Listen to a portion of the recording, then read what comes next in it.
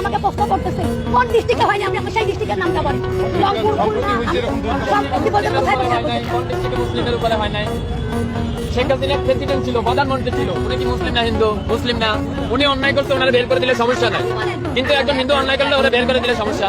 আপনাদের সাইনবোর্ডটাই আগে হচ্ছে সাইনবোর্ডটা পাল্টা। সাইনবোর্ডের মধ্যে লেখা আছে হিন্দু বৌদ্ধ খ্রিস্টান ঐক্য পরিষদ। কেন ভাই আমরা কি দোষ করলাম? আমরা তোমাদের ভাই না? আমরা তোমাদের ভাই না? এটা হওয়ার দরকার ছিল হিন্দু বৌদ্ধ খ্রিস্টান মুসলিম ঐক্য পরিষদ। তাইলে হয়তো 18 কোটি ভাই ভাই গলায় মিলাইতাম। আপনি আমাদের সাইনবোর্ডের মধ্যেই মাইনাস করে দিলেন।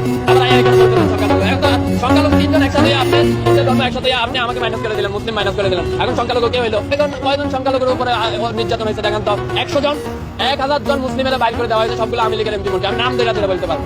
লোকগুলো আসবে না, এরা বাইরে বলতো না, আর কোনো নাথিং এর দেয়াল, আর কোনো কিছুই না। কিন্তু আমরা একটু 5 সাল বলি না, কেন বলি না? কারণ আমরা জুলাই থেকে আন্দোলন করে আসছি, প্রতিদিন আমরা রাস্তায় মরে গেছি। আমাদের বাইরে হওয়ার সব নাই। কেন সব নাই? কারণ আমরা মনে করি সালা 5 তারিখে তো মরে গেছি, আবার বাইরে হলো।